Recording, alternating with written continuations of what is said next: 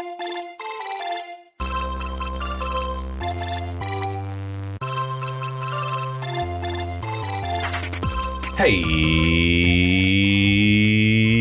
everybody. Thanks for tuning into the Gamer Guild podcast, your one-stop shop for all things in the wide world of video games. I'm your co-host, Cody Robertson. And I'm your co-host, Noah Bowers.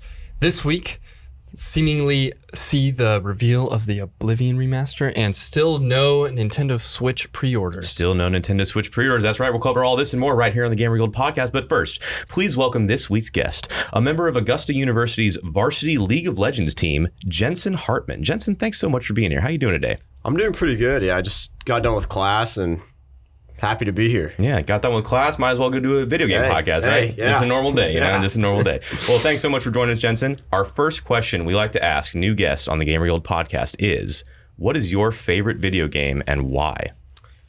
Okay, that's really tough for me because I have a lot, but I would probably say Majora's Mask. Nice. Great pick. Nice. That's the second time it's been on the podcast. Yeah. Nice. I mean, it's a great game. Awesome. Deserves to be twice. I don't know. It's just, that was a game I played a lot during my childhood, whether it was the N64 version or on my 3DS. I started playing after they remastered, and then I played the N64 version later. Nice. But it's just really nostalgic for me. And I mean, it's such like a fun game to play through. Like, I'll still do playthroughs today. I mean, I've played it since I was 8 years old, so it's like, I don't know. Yeah. It's just such a beautiful game too. Like, the art in it is just phenomenal. The music, great. I literally listen to some of the songs like on my Spotify sometimes. Like, Nice. It's great. But yeah. Awesome. Good answer. Yeah. This is definitely the second time we've heard Majora's Mask. It's definitely a popular game, and I'm a big Zelda guy too, so good stuff. Masterpiece. It's a good choice. I'm surprised you didn't say League. I'm guessing you don't have as many hours in Majora's as you do in League. Definitely not. I don't know. League is just, it's a love-hate relationship. Right. I love the game, and I personally believe it's the greatest competitive game of all time, but I don't know. Okay. I don't know. It's a love-hate. It's tilting. I never get mad at Majora's Mask. It's always love. It's always love. It's always There love. you go. Always There you love. go. Always Good. love. It's not abusive. It's not abusive. Right. Not toxic at all. It doesn't make me cry. That begs an interesting question. What is the best competitive game of all time? League of Legends is your pick. Now, are we talking like any game in general, or is like Just video like games? competitive games. I think that's kind of falls into the same category mostly. When I think the best competitive game, my mind goes to StarCraft. Oh, StarCraft 2. That's a good pick. I've never played. I've seen a lot of gameplay. Yeah. I wish I would have been around for that. It looked so much fun. I would have loved I think that. I missed it too, honestly. But I played it a little bit. I played StarCraft 2 a little bit. I really like strategy. That's real-time strategy, isn't it? Yeah, and that's it's wild. 1v1. So if you win, you're just better than your opponent no matter what. It's awesome. I would have loved that game. Yeah. That's a great pick. I think they're bringing it back for Esports World Cup this year. Really? Yeah, Nice. StarCraft 2 is going to be one of the featured titles. Awesome. Maybe I gotta start playing. There you I go. have to get into it. No, that's a good pick. I wouldn't have even thought of that. My pick would have been like chess. Okay. Well, If we're going there, all right. Okay, that's probably just. No, man. StarCraft 2 really factual. But dude. StarCraft 2, it's the similar thing though. 1v1, and you're starting with like the same resources, same like pieces, and you kind of just have to like see how the board plays. So maybe StarCraft 2 is harder than chess. It's the modern day chess, but now you got chess.com, so chess is that's making what I'm a saying. big comeback. Yeah. Which is also in the Esports World Cup. Yep, true. I was playing chess for a while when like the big chess era during COVID was going on, and Oh yeah. I got pretty good. I hate to. And then there's Warcraft 3 too. I mean, that's pretty similar to StarCraft, no? Mm-hmm. Yeah. Good stuff. Yeah. Yeah. For sure. And they just they remastered those pretty recently too. So Yeah, they did. To kind of mixed results, but pretty good series there. So yeah.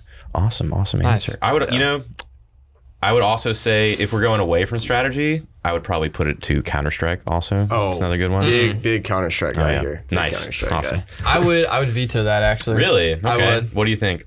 I would think. I think hero shooters are probably more strategic than when you have That's abilities fair. like That's League. fair. When you have abilities that you have to work together as a team, I think that's a whole nother level of strategy than just basic Counter-Strike, Sure. which is smokes. Bomb sites, retakes, things like that, strategies, which is very strategic and has been played forever. But like as soon as you add hero abilities in it, that's why I think Apex Legends is the best battle royale there is, because I could agree with that. Yeah. I could agree with that. there's just a whole nother level of the macro game that Fortnite people can play Apex, but they cannot compete in Apex. And Fortnite, I feel, is like 95% mechanics. Like, it's just for sure. No brain. That's a very casual one. So I was just using that as an example. But solid point. Yeah. Yeah. Good job.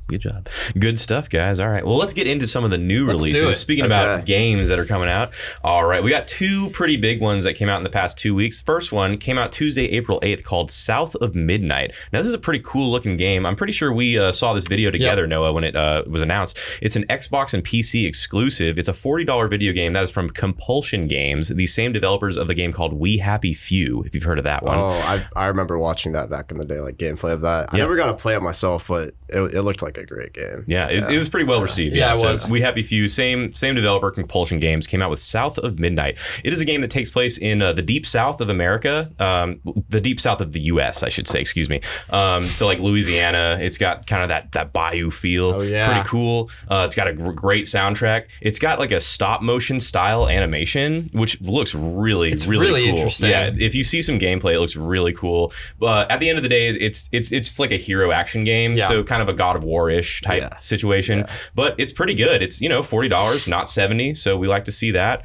It's kind of an indie game. It's published by Xbox, so not a full indie, but it's a smaller title for sure. Yeah. It's got a 77 on Metacritic right now, so reviewing pretty well, like mid to good. So pretty good, yeah. So check it out if you're into that. Any thoughts on South of Midnight from either of you guys? I mean, I haven't seen anything from it, but I mean, from what you just described, it seems pretty good. Yeah. I mean, it looks like it tells a very interesting story. I like the Deep South, like they're kind of doing like traditional folklore style, mythology. Big old alligators and stuff. Yeah, pretty cool. She was riding like a huge mutated catfish. Yeah. And I'm awesome. like, this is up my alley. Loved the animation style. Yes. I think that's definitely the big draw of it. It's a very artistic game. The cutscenes are true stop motion also. Yeah, they're like actual clay figurines and everything. It's wild looking. So that's such a fun art style. Yes. So fun. So cool. $40 is the full price tag, but it is also on Game Pass. Yes, it's on Game Pass. It's an Xbox published game, so it's on Game Pass. So. Yeah, I think this is a great little like spring release that if you really want to sink your teeth into like a,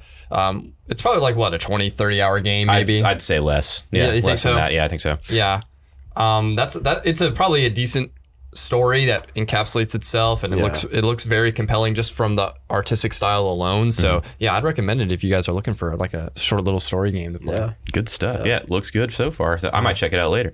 All right, next game that came out that is really taking the internet by storm right now is a game called Blueprints. So this is a indie roguelike puzzle game. You go into a mansion and your task is to find the 46th room. There's only 45. So it's a roguelike, so the rooms shift every time. And I think you only have a certain amount of steps. That's the deal. So you have a certain amount of steps. If you run out of steps, you have to start over. Roguelike, the rooms reset. Pretty cool. It's on everything but the Switch. Came out Thursday, April 10th. It is a $30 video game, so even cheaper. Wow. Awesome. Not bad. And that is by a development company called Dogubomb, directed by a man named Tonda Ross. Dogubomb is a new studio led by Tonda Ross. The game is led by Tonda Ross. Dogubomb is mostly a support studio. They've done a lot of work, a lot of small work with some other games, but this is kind of their big release that they're doing. They're doing a full release of. Nice. It has a 93 on Metacritic. It's reviewing extremely high, very, very well. It's also on a lot of sales right now, like on Steam and stuff. It's on like a 10% sale on Steam, I think, right now. So you can get it for pretty cheap right now. And it's the first game by Dogubomb. So that's pretty cool. Yeah, I think this is a really interesting looking game. If you like games like The Witness, things like that, like first-person kind of puzzler type games, this is going to be a little bit similar to that kind of thing, but it's got some roguelike elements that are pretty cool. So, yeah, any thoughts on Blueprints from either of y'all? I mean, I'm a huge fan of roguelikes, so I'd definitely give it a try. Yeah. I haven't seen a whole lot on that game so far, but I mean, big roguelike fan here. So. Yeah, endless replayability. Yeah, roguelikes, and for $30, that's not it's bad a good at price all. tag. Yeah, It's I a love price both of tag. these price tags. They seem appropriate for like the amount of content that they're putting in the game. But even Blueprints, that seems a little low to me for like a roguelike where you could probably like replay endlessly it for a while. replayable. Yeah, awesome. What is like your favorite roguelike? Like, what's your go-to? Risk of Rain 2. Oh, Nice. that's a good one. All right, you're a roguelike lover. Got it. Nice. For real, legit. Nice. Mine is probably going to be Dead Cells. Okay, cool. That's one of my favorites. I've been meaning to play that for so long. It's so addicting. It is so fun. Hades is obviously a fan favorite. Yeah, that's I my like favorite. that one a lot too. Yeah. But Dead Cells, I think that was like the first one that actually like really like clicked the formula for me. Mm-hmm. I was like, I get why people are into this now. It was really fun. Yeah, So, good and stuff. that was Risk of Rain 2 for me. Yeah, So it was yeah. just And that's another artistic one where it's like the art style is just so gripping. great soundtrack. too. Exactly. Great soundtrack. Yeah, Hades for me is my Steam Deck game. Like whenever I'm on a trip or something, I bring my Steam Deck. It's Hades all day. Talk about soundtrack. Oh yeah, Hades 2 also. Yeah. That's still early access. I think. Yeah, It's still early access. Yeah. I'm ready for the full release of that. Speaking of full releases of games, let's get into segue. some of the news. First big piece of news we have, you guys. Check this out. Elder Scrolls 4 Oblivion. That remaster is seemingly real. It was leaked for real this time. So it's been rumored for a really, really long time if you've been keeping up with the news. Elder Scrolls 4 Oblivion came out a long, long time ago on the Xbox 360. Oh, yeah. As one of the greatest games of all time when it came out, for sure. Very, very well received. It's a little bit dated now, so it's kind of hard to go back to if you try to. I think it's a valid criticism. It's sure. kind of, it's not Skyrim. Yeah. Skyrim modernized it, and Oblivion is Yeah. just an older game than Skyrim is. People are just more used to that style of RPG now. But a remaster is supposedly coming out. Here's the tentative date we have is April 21st. Where did you see that? We're seeing that from Xbox support. People have texted Xbox support and said, when is Oblivion remaster coming out? And Xbox support said April 21st to multiple people, which is a very strange thing, right? Okay. This does not make a lot of sense. I know. I see your 4 face. days. I agree. It's weird. Yeah. Did they specify the year? That's a good point. Good point. Yeah. No, they didn't. Good point. But they did say it was day one on Game Pass as well. So hey, we'll see. I am very excited if this is real. Yeah, that's an instant download for me on Game Pass. Yeah. If it's day one Game Pass, forget about it. Oh my goodness. And then all my time I have to hurry up and finish Assassin's Creed because I want to play Oblivion. I believe the way that this became officially like leaked was that the studio that helped to remaster it put the like photos on their website. Yeah, by accident. Like a week too soon, basically. It was probably scheduled. It's like all the like, screen caps of like the remaster with like the digital deluxe edition, like storefront and everything like that. So yeah, they probably got in a little trouble for that one. Unfortunate for the PR Good people for over us, there. I guess. Yeah. Great for us. But yeah, the pictures looked phenomenal. Yeah. I don't know what engine. I guess they're doing it again in the new creation engine. I don't know. That's a good question. Yeah, but it looked really, really good. And Yeah, I did. I actually have never played Oblivion. Neither have I. That was a little before my time. It was. I've seen a lot of gameplay. It looks great. UE5. It's UE5. Wow. Yeah. That's what I thought by the pictures. Interesting. Because I was like, creation doesn't really look that crisp. Oh, that's a good point. I didn't even think about It that. does not look that crisp. Man, so UE5, that's a awesome. Bethesda That's game on UE5. Whoa. Very, very interesting. What everyone's been wanting. for future games. You love to see it. Yeah. Dude, you love to see Elder it. Scrolls 6, is that what's been in development This on? could be a big W for Bethesda. Or it could just be that they leased out the development Bethesda to this needs studio. a W. Maybe. well. Yeah, that's it. Oh that's yeah, it. they do. After Starfield's absolute flop. Yeah. Fallout 76. Yeah, we don't even talk. That's a distant memory Yeah, now. we don't even Now talk about it. we're hating on Starfield now, all right? Get with the program. True. But this will be great. The Elder Scrolls lore and world is probably one of the best in gaming history. Yes. Potentially fantasy in general, So fantasy good. fiction. True. So well executed. So really excited to play this once it finally does come out. It is definitely real. We just don't know exactly when they're going to release it. Right. Yeah, I'm excited for that for sure, especially on Unreal Engine 5. That's gonna be smooth. Yeah. Oh yeah, Jensen, are you a Elder Scrolls fan at all? I played a bit of Skyrim, not as much as, like Fallout or stuff like that. But Okay. I definitely, want to be playing this when it comes out. For sure. I would definitely do a full playthrough of this. Oh, yeah. If this comes out, if it comes out April 21st, this is the summer game like that I'm playing nonstop for the next 3 months. Right. Just Dude, replaying characters and things like that. Right. Yeah. All of a sudden, we're getting crazy games. So I'm trying to finish There was a Assassin's big Creed drought Shadows for a while. I feel Yeah, like really, there there was a was. drought. Yeah, I'm trying to finish AC Shadows. It's kind of mid, I think, honestly. Yeah. So I'm kind of like, let's just get through it, And then hopefully Oblivion will come out, and then what comes out next? Doom: The Dark Ages, baby. Now Yes. that I'm excited for. Oh Yes. I've seen a lot on that. That game looks great. So Looks awesome. sick. I So love awesome. the games. Also a Bethesda game, technically. Yeah, true, published. true, Yeah. true. Good stuff. Good stuff. Yeah, I've been playing Avowed a lot. That's been the Xbox Game Pass game recently. That's been like really, really hooking me. And Obsidian's going to be on fire as well with Outer Worlds 2 Direct coming in this summer. And obviously that game is releasing in the fall. So RPG fans, we're eating good. Yeah. We're getting Oblivion.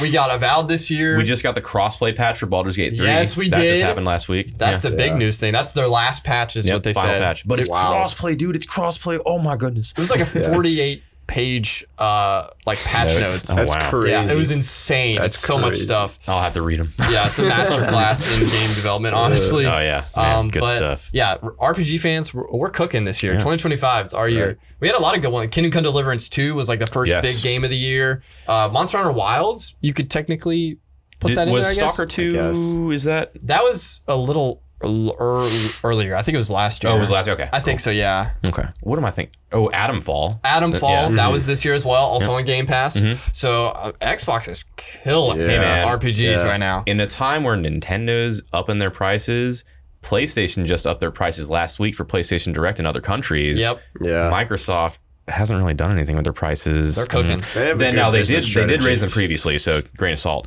But hey man, they're never wrong. Just early. Game Pass is looking like a better value every day, which if you like physical media, you're not gonna like. But I mean, Netflix is a lot more affordable than buying movies for most people. So actually, not anymore, in my opinion. Well, I think solid point. I think the content right now does not constitute the Netflix price, but all right. Oh well.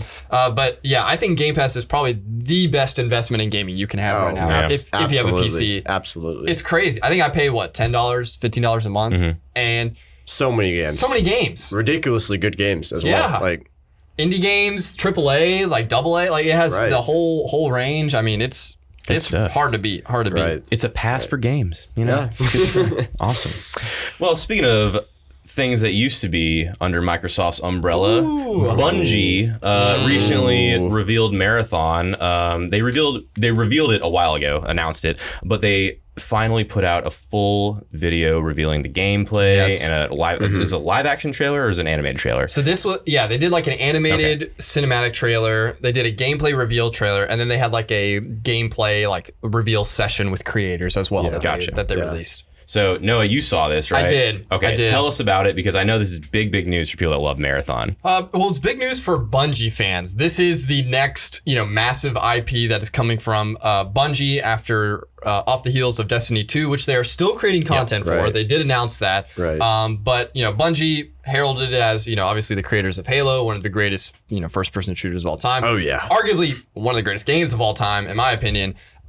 They started off before Halo with the Marathon IP. So this is a decades-long franchise that just hasn't seen the light of day because when they released their last Marathon game, they basically like bankrupted the development studio. And in order to get out of it, they asked Microsoft to basically like cover their funds, and then in response, they would develop like a game for their new Xbox console that was going to be releasing. Hey, what was that? That was Halo. Whoa! So the game that basically almost killed the studio and got them into Microsoft to create Halo is now coming back. But it's a completely different style. The original games are kind of like a Doom style game, like first-person shooter, first-person, a single-player story type thing. Such a like fun, just if you want to relax, chill down, like so much fun to play. So Boomer shooters are the best. Those are my second Steam Deck games. Quake and Doom. Yeah, those are the best. Quake is. I love the art style. Yeah, Quake's awesome, and the soundtrack, Nine Inch Nails, baby. It's so nostalgic. Good stuff. In Tron Ares now. You see that? That's gonna be cool. But yeah, so for this one, this is going to be a PvPvE extraction shooter with hero character elements in it as well. It's going to be, they've completely rebranded it as well. So like it is Marathon, the Marathon universe, but they've completely changed like the art style. They're calling it graphic realism. So it's kind of like a futuristic sort of, but also like capitalistic as well. It's got a lot of sponsors, blocky guns and vibrant colors, very neon stuff. And kind of like Cyberpunk, no? Similar. Kind of like Concord. Kind of like Concord as well. I would say it's probably closer to Concord than Cyberpunk, but probably more in the Cyberpunk like universe in terms of like because you are playing characters that are like mercenaries that have ditched like their human bodies and put their consciousness into like biosynthetic shells called runners, and those are the main characters. There's going to be 6 runners on release. Oh, a little low. 6 runners and 3 maps with a 4th one when it releases, like a couple months after it releases, I believe. Okay. It's an extraction shooter, so biggest success of that is obviously Escape from Tarkov. Yeah, the other one that's really close to it is a Hunt Showdown. But basically, you drop into a map with like a couple other players in the lobby. There's bots and AI also on locations of places of interest. You go in, do activities, gather loot, kill other players for loot, and then extract, and then you basically get stronger, similar to a roguelike game loop. And then you go back into the map with better gear, and you try and get better gear out. So it's supposed to be kind of like an endless replayability loop. I watched the gameplay. It looks okay, I guess. It's very, very similar to the Destiny mechanics, which is not surprising. That's what their bread and butter has been. Right. The animations, are crisp in my opinion, but the movement looks a little slow at times. Some of the animations are straight up just reused from Destiny. I was able to notice that already, like just within the trailer. Some of the reloads and shooting animations. Not saying that development studios can't reuse assets and animations. That's a very common practice in game development, so that's not a knock to them. I'm just saying this is a brand new franchise, brand new IP. Yes, and I'm like, okay, you're trying to make it a new thing, but this is very similar to Destiny. Even some of the character abilities are pretty much ripped straight from their, subclasses in Destiny, which, I mean, in general, is just ripped from other hero shooter games, Overwatch, Apex. Energy Shield, oh geez. This, to me, rather than Tarkov, is big Apex vibes. Huge Apex vibes, especially if you watch any of the gameplay. That's the thing that's close to me, except in my opinion, Apex has way better movement than this one. Apex movement is phenomenal. Source engine stuff, I mean, it's just so good. It's really tough to beat. It looks fine for people who are going to be interested in sci-fi hero extraction shooters, I guess. But to me, this is such a niche genre. I have no idea why this is the direction they went with, especially with the best part of the reveal was the animated short film that they made, by the way. It's like an 8-minute short film directed by the head behind Love, Death, and Robots. Alberto Mielgo, I believe is his name. He also was on like Tron Uprising, and he's done other stuff in the past. But Alberto Mielgo. Alberto Mielgo. Also Spider-Man Into the Spider-Verse. He was the art director on that. Great visionary. As soon as the animation started, I was like, I recognize that immediately from Love, Death, and Robots. So beautiful art. Insanely talented.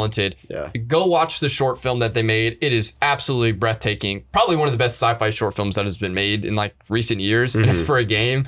And then the gameplay looks nothing like it, unfortunately. What is this, Blizzard? Yeah, for real.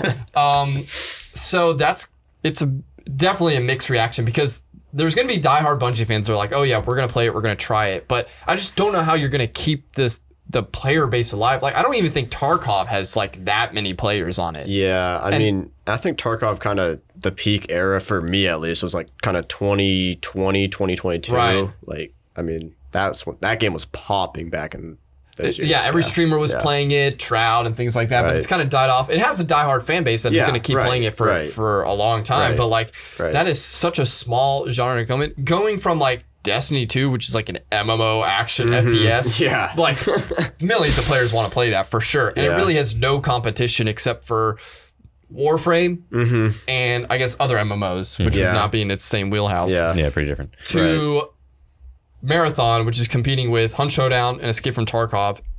And a fraction of the players are going to want to like switch over to that. Also, what was really compelling about the animated short was the storytelling, was the visual storytelling, was the world building that they did in this like very unique sci-fi world that they've done. But this is going to be a game that doesn't have a story mode, doesn't have single player, doesn't even have solo play. Its solo play is just you solo queuing with 2 other randoms in a squad. It's trios. And I hate the decline of like campaigns and solo playing in recent games, like Call of Duty. Like, I used to love the Call of Duty campaigns, but they were so good. I played all of those like growing up middle school and stuff. I wasn't allowed to play online initially, so I had to play the campaigns. I mean, hey, I used to have like an old computer. I literally had like disc versions of Call of Duty that I just run in, and those servers would be dead, so I would never get people like. So It looks fine, I guess. It looks polished. Even on that like early access footage that they were showing, it looks pretty polished for like. I don't think it's going to be that different on release. They are doing like an open alpha or a closed alpha. You have to get like codes to get it. I think that's this summer. That seems pretty popular these days. Yeah. Though. Like. But it's already got a release date. It's releasing September, I think 23rd or 23rd. Yeah, everything 23rd. But the Switch. So we'll see. It's probably going to have a huge. This is my prediction. It's going to have the Helldivers 2 arc. It might have a pop in like release. In fact, I think Helldivers 2 might be.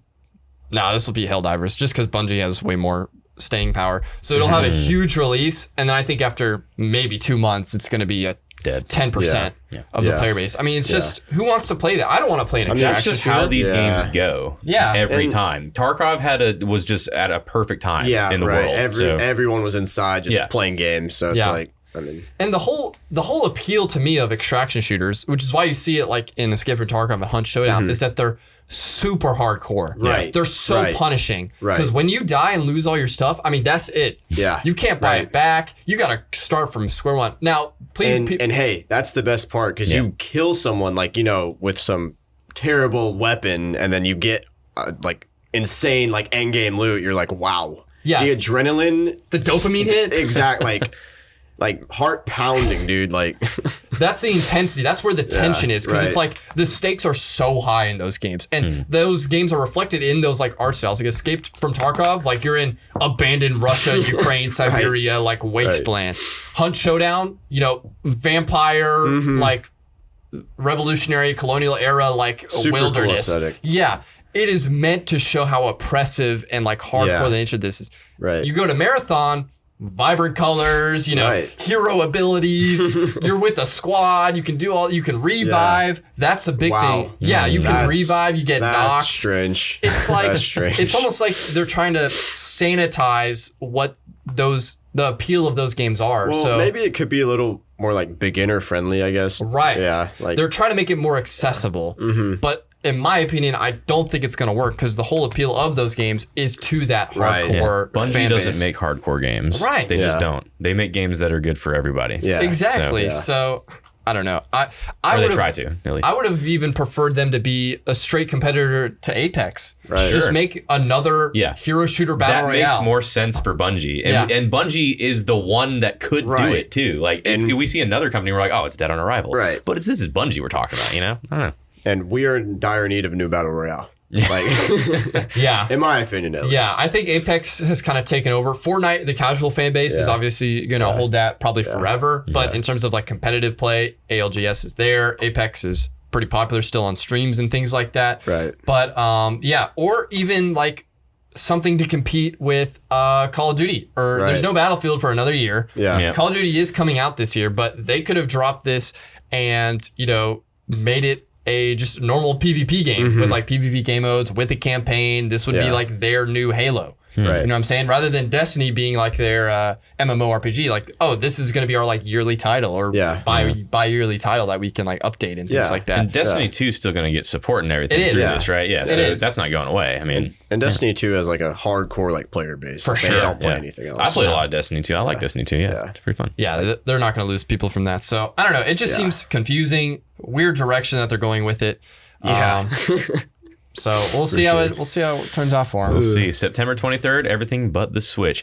Bungie is now technically owned by PlayStation, which is interesting, but it's still going to come out on like Xbox and PC and everything. And you will not need a PlayStation account. They already announced that. I didn't know that, but that's very important. So there was a controversy with that, obviously, when Helldivers 2 first released, but no PlayStation account required on any platform. I mean, PlayStation, I guess, because you need to play online. But on Xbox and PC, you can just play it. Nice. Yeah. Well, speaking of games that require accounts for you to play, RuneScape Dragon Wild surprise dropped a couple days ago, and unfortunately, it requires an Epic account, which is really weird. That's interesting. Yeah, that's interesting. It's really strange. It's in early access right now. It's also $30, which is kind of a lot for an early access game. It's a survival game, so it's like a co-op survival game. So it's people are comparing to like Valheim. It's got kind of a similar art style to Valheim. It's got that kind of kind of a older, dated art style. Doesn't look bad. It just looks old. Yeah, I think it's okay. I've played a little bit of it. The footage looks really good, but man, this is an early access game, baby. Like, oh boy, it's pretty rough.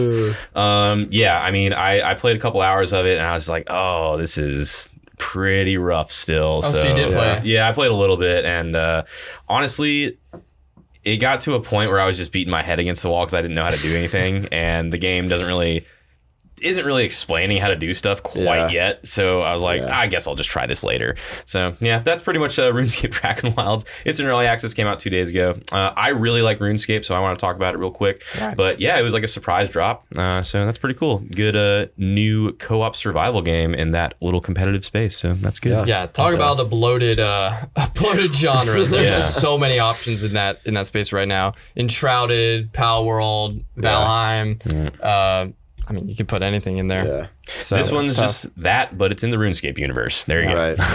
Right. Some of the abilities are kind of cool. Like you can use like magic and stuff to help with crafting, and that's kind of cool stuff. That's cool. There's dragons and stuff. There's real-time combat, which is very different from RuneScape. Which I was like, oh, how do I do this? that was weird. I had to actually use an adjustment. Yeah, I had to use WASD and stuff. I was like, whoa, that's weird. Yeah, but yeah, I'm trying it out. I think I'm gonna give it a couple more weeks and see if they, add some stuff. Cook a little. Yeah, let it in the oven a little bit. Yeah. But yeah, so that's out if you're into that. Now I think Hades 2. It also had like a $40 or $30 price tag on early access. I think you're right. I don't know if I'm a fan of early access games having a price tag. Yeah. Speaking of which, I forgot to mention this when we were talking about Marathon. Marathon will not be free to play. Yes. It will not be premium though, so it's not gonna be $70. It sounds like they're shooting for a $40 price tag. Okay. Yeah. With Battle Pass and like microtransactions. Yeah, which we just love. Yeah. I love a good battle pass. I love having to grind the game to get everything. Like, love it. My favorite. You were right, Noah. Hades 2 early access is $30. $30, yeah. So even with Hades 2, which is probably like a more polished early access game, still not a fan. Mm-hmm. I'd rather just buy the game when it's released. That's just my take. Right. Yeah. If it's early access, maybe give it to me free or something. Yeah. If I'm helping you test your game a little bit. That's what I'm saying. Free beta testers? I don't know. Hey. I don't know. Weird. Free labor? Yeah, weird. All right, last piece of news here. There was a Mario Kart World Direct that happened about an hour ago, actually. Not a whole lot of crazy news. We did see some courses, some stuff like that, and just some more gameplay, some more races. Looks like Mario Kart, and that's pretty much all I have to say about that. But are you guys excited about the new Mario Kart at all? I know, Noah, we've talked about it, but Jensen, are you excited at all? I know it's $80, but I mean, I am, because I don't even know how many hours on MK Wii. Like that was Right. I love that game. My favorite childhood game. Like I loved that. I would always do like time trials. I love doing that. I love trying to like imitate all the world records on that. So I mean, I'm excited. I'm just, not looking forward to that price tag. Like, what, $80 for a Mario Kart game? Like, come on. Yeesh. I think 90 physical. Like, throw it in with the new Switch, maybe. I feel like that would be a good idea. That's a big ask, I think. I mean, I don't know. Well, they are for $50 bundle. Yeah, they're bundling it for money, but okay, well, that's more reasonable. But that's going to be sold out immediately. Yeah. Well, once the pre-orders, already maybe if the pre-orders go live, we'll find. Yeah, we'll see. We'll find out when they sell out. I wanted to touch on some other things too, just as we wrap up. Indiana Jones and the Great Circle released on PS5. Yes. Or at least was announced that it was coming on PS5. I think that's next, April 17th. Yeah, today. Yeah. Wow. So that just dropped today. Or 2 days if you buy it, pre-order it with early access. 4K as well. So that's probably a smart move. They probably could have done this one cross-platform in general. And I think they realized that. Well, I think it's didn't Bethesda publish it? Yeah, they did. So it's the Bethesda rights thing owned by Microsoft and that kind of thing. But so they had like a timed exclusive situation. Looks like it. There's a little discourse online about this actually, because the disc for Indiana Jones on PS5 only has 20 gigs of data on it, and then it requires an internet connection. You have to download the rest, which wasn't advertised, and so people aren't very happy about it. Yeah, it's not a big deal to me. It's a big deal to some people. So there you go. Yeah, that's welcome to the world of not owning your games. Yeah, unfortunate. That's just kind of how it is. But And then the one I'm really looking forward to next week is going to be Clair Obscur Expedition 33. We'll definitely talk about that. Oh yeah, we're gonna talk about it next time for sure. And I'll probably I might even buy that. It's coming out on Game Pass, but I might just be like, y'all deserve my money because it's $40, not full price when it comes out next week on the 24th, I believe. So awesome. That's what we got to look forward to. And Last of Us season 2 dropped. Episode 1. Haven't seen it yet, so I can't talk on it. Right. But it's probably going to be a controversial season. Let's take a look. It was a controversial game, so ooh, baby. Yeah. Can't wait. All right, good stuff. Well, thanks for joining us here at the Gamer Guild podcast. Jensen, thanks so much for coming. Really, I had a great time. Awesome. I had a good time. We'll have to have you again. Awesome. Good to see you. I loved it. Noah, good to see you. Audience, good to see you. We'll see you next time. Have a good one. See ya. The Gamer Guild podcast is recorded at Augusta University's Pamplin TVC and Podcasting Lab. Our producer is Jackson Garner. The Pamplin TVC and Podcasting Lab supervisor is Jasmine Garcia. Music is by Ethan Balducci. The opinions stated are that of the individual and not Augusta University.